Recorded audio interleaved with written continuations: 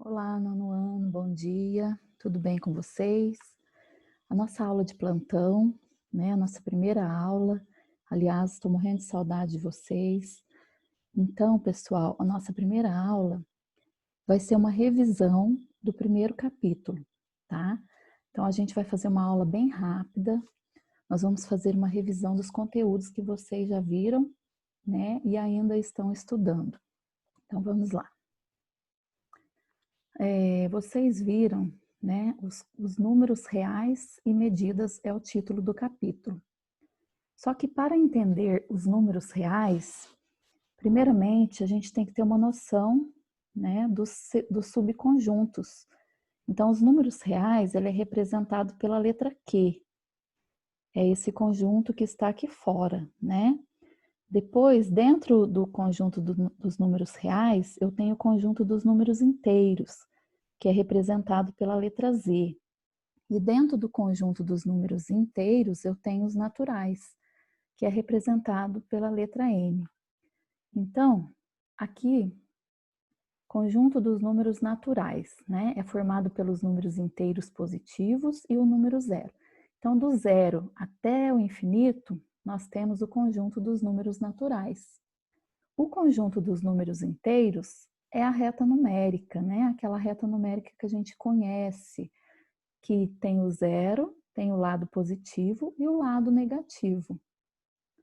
Já o conjunto dos números racionais, que vocês estão vendo agora, ele é formado pelos números que podem ser escritos como quociente de dois números inteiros, sendo que o divisor, que é o denominador, ele deve ser diferente de zero. Então, a minha divisão, o meu denominador nunca pode ser zero. Tudo bem? Vamos continuar. Os números reais.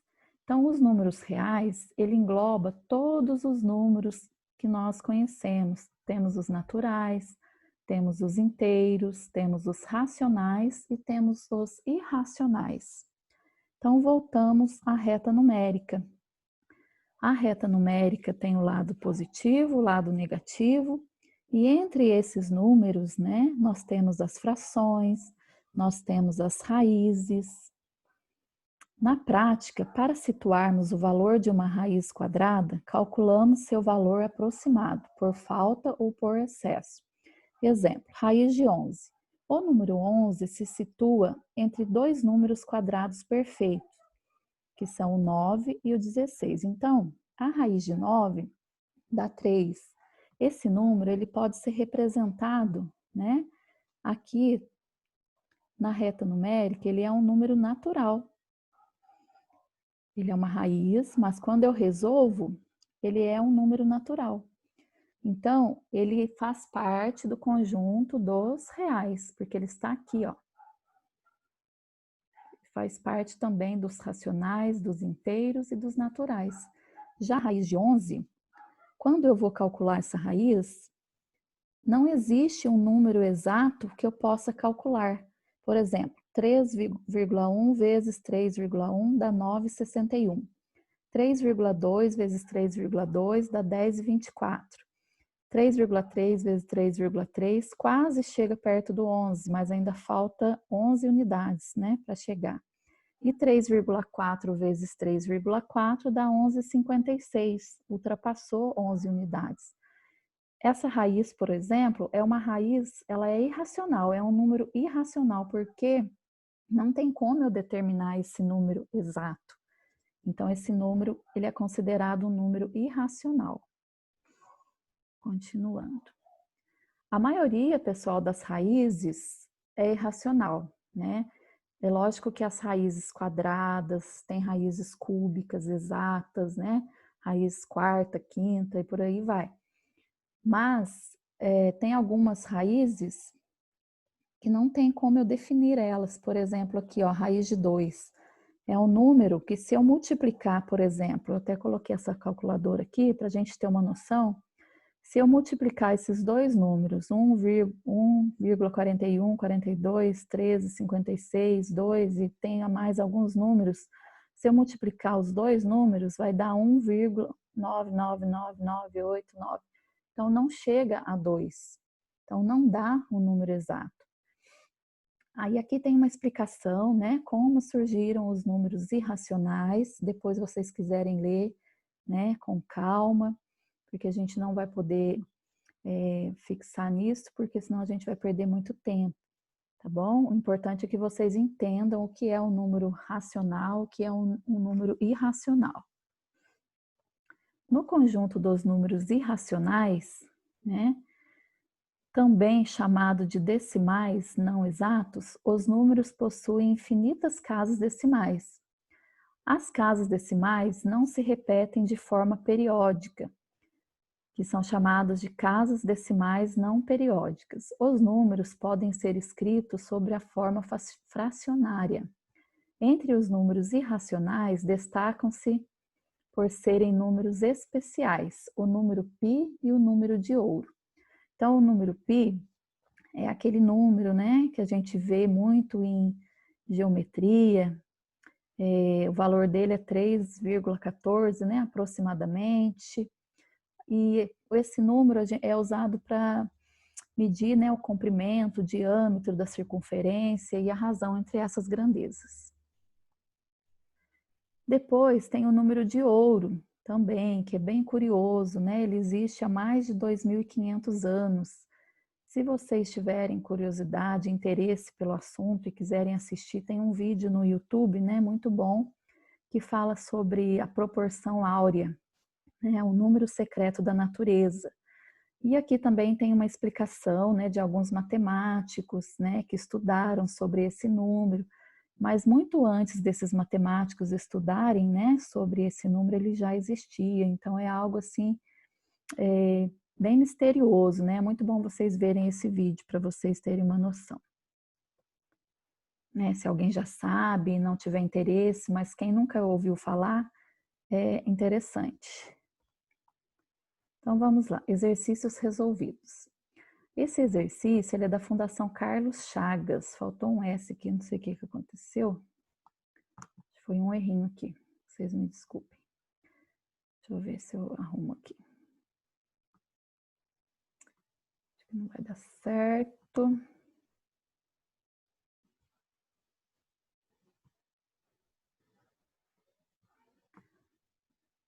Então aqui, ó, Carlos Chagas, tá, gente?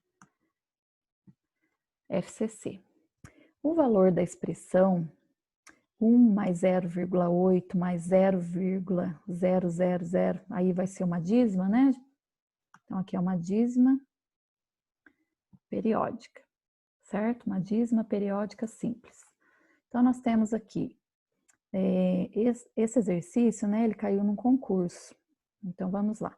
Eu vou repetir o 1, né? O 0,8 é 8 décimos, o 0,8888 é 8 nonos, né? Que é uma dízima periódica.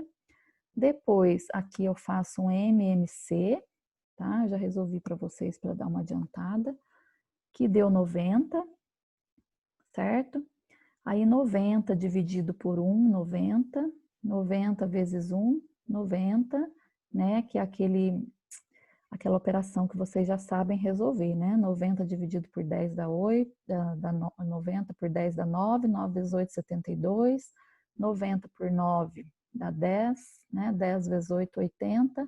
Somando aqui, né?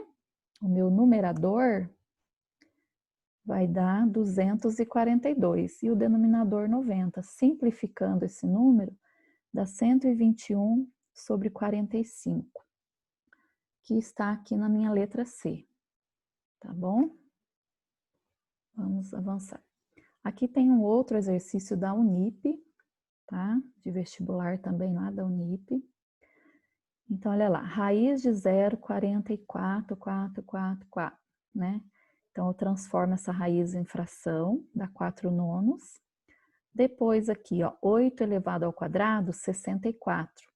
Eu posso também cortar, né, o radical com esse número e chegar direto aqui no 8. Por isso que eu coloquei esses pontinhos aqui, tá? Tanto faz. Se eu quiser primeiro elevar, né, aqui ao quadrado, 8 vezes 8, 64, ou eu posso cortar direto e colocar o 8.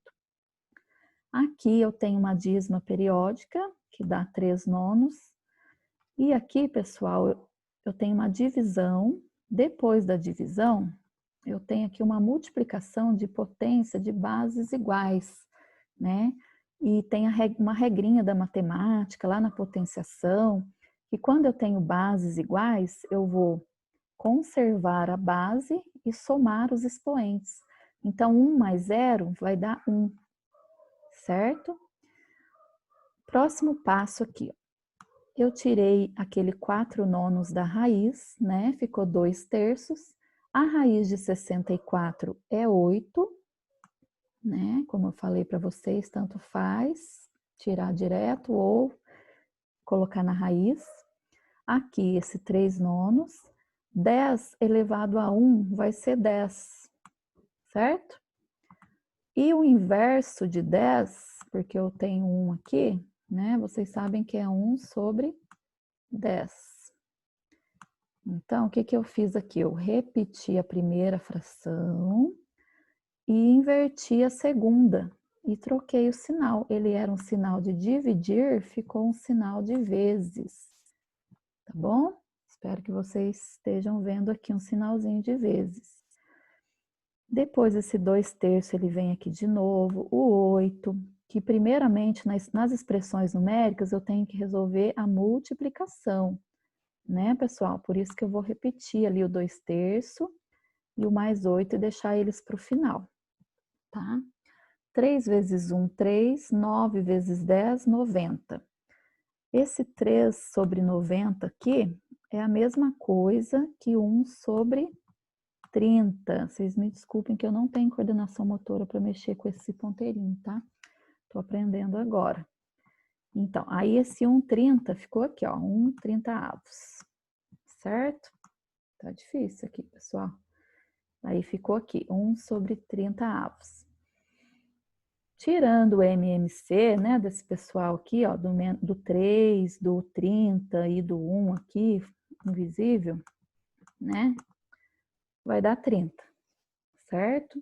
Aqui eu não preciso nem tirar, né, eu só, quando tem dois números aqui é fácil de saber. Então, 30 dividido por 3 vai dar 10. 10 vezes 2, 20. 30 dividido por 1, 30 vezes 8, 240. 30 por 30 dá 1, 1 vezes 1, 1. Somando meu numerador, eu tenho 261 30avos, dividindo por 3, tá? O numerador e o denominador, eu tenho a fração 87 décimos, que vai ficar 8,7, certo? Que é a minha resposta lá na letra B. Aqui, ó, letra B é a minha resposta.